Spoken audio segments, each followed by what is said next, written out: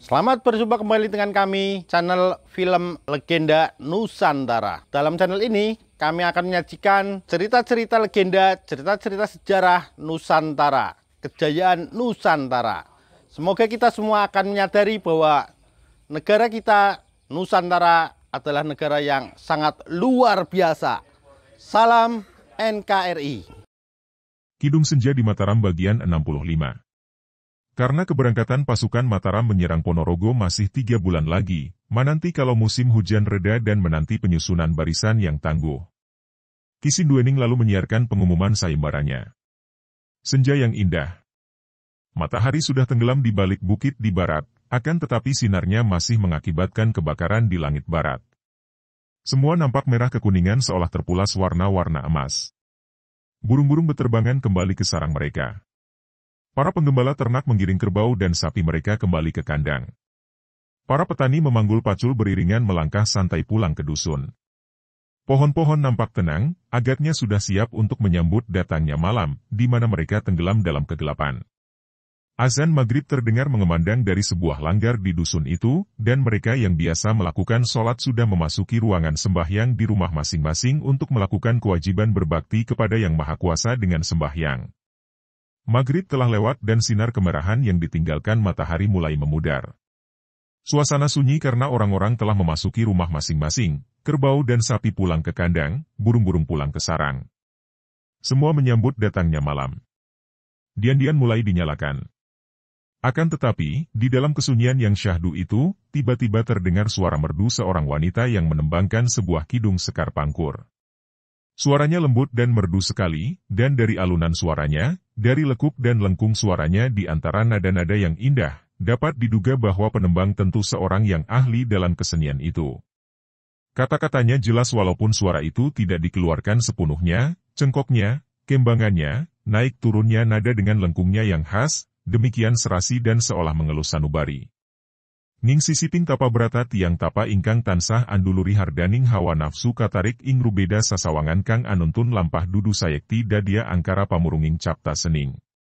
Kidung itu sedemikian indah dan mengelus sanubari sehingga setelah tembang itu selesai, suasana terasa hening dan syahdu, dan banyak orang dusun ngampil dekat Sumeroto diam-diam mengharapkan agar penembangnya melanjutkan kidung itu. Mereka semua tahu siapa yang menembang itu dan setiap orang mengaguminya.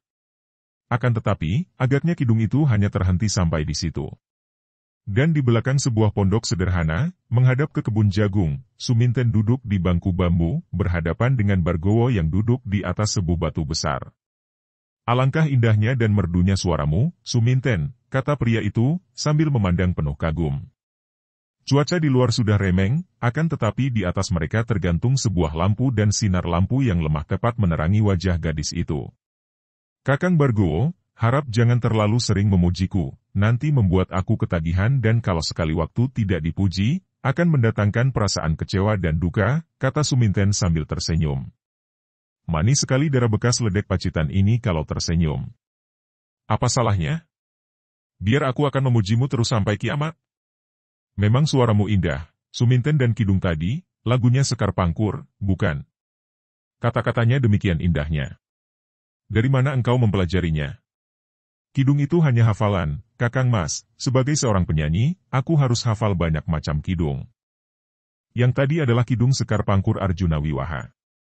Arjuna Wiwaha? Aku pernah mendengar kisah itu, yang kadang disebut kisah Arjuna Mintaraga. Nimas, apakah Andika mengerti arti dari kidung yang indah tadi? Suminten menundukkan mukanya, agak tersipu dan menggeleng kepalanya. Aku hanya hafal akan kata-katanya saja, Kakang Mas. Siapa yang akan mengajakku memahami arti kata-kata yang amat mendalam itu? Bargowo menghela napas panjang dan tersenyum, arti kidung itu memang mendalam, tidak mengherankan kalau Andika tidak mengerti artinya, Suminten. Nah, aku akan mencoba menjelaskan artinya kepadamu. Arti kidung itu seperti ini kurang lebih.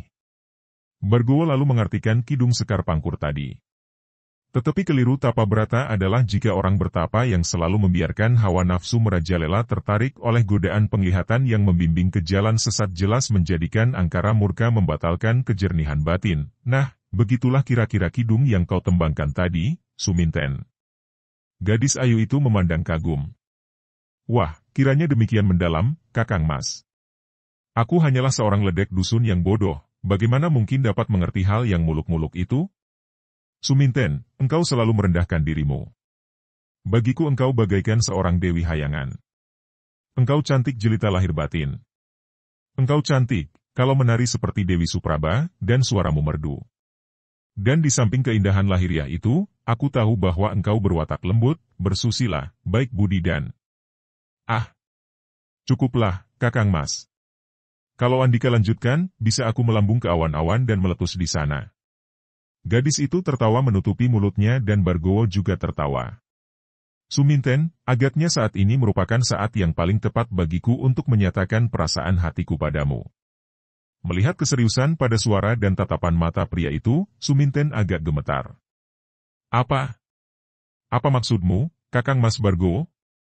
Maksudku, aku melamarmu, Suminten. Aku ingin engkau menjadi istriku, hidup bersamaku sebagai suami istri sampai selamanya. Suminten terbelalak. Ia telah ditolong oleh kakak beradik, yaitu Santiko dan Bargowo dan keduanya amat baik kepadanya.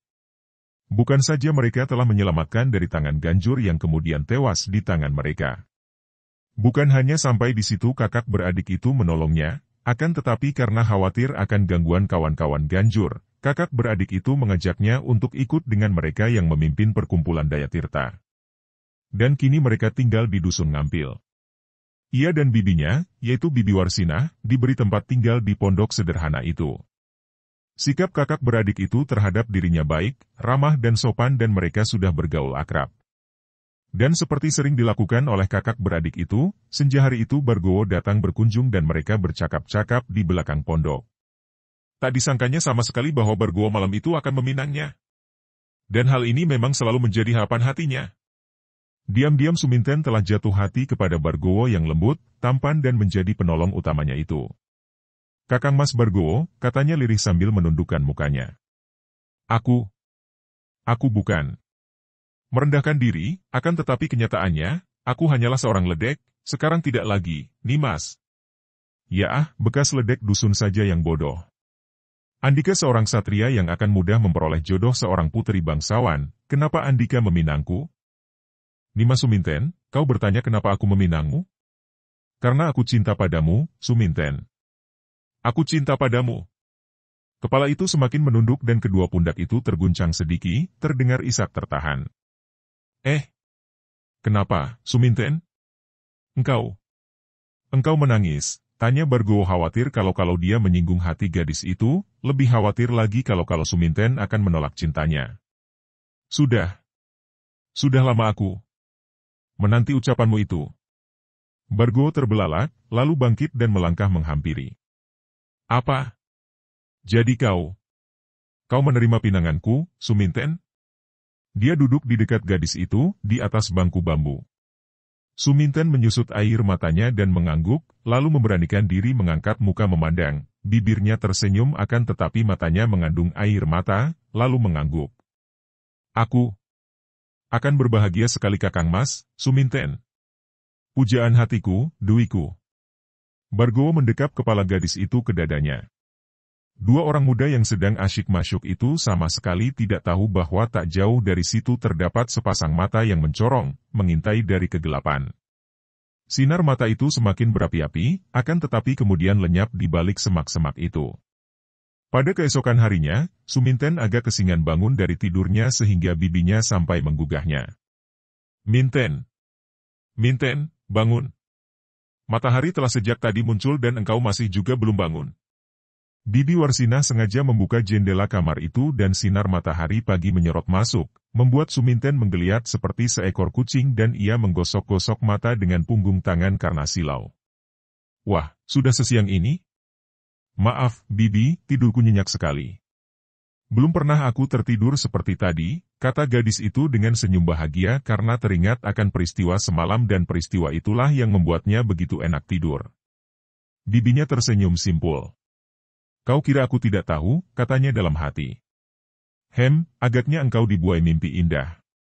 Sudahlah, cepat cuci muka dan berganti pakaian, itu di luar sudah ada anak Mas Santiko menantimu.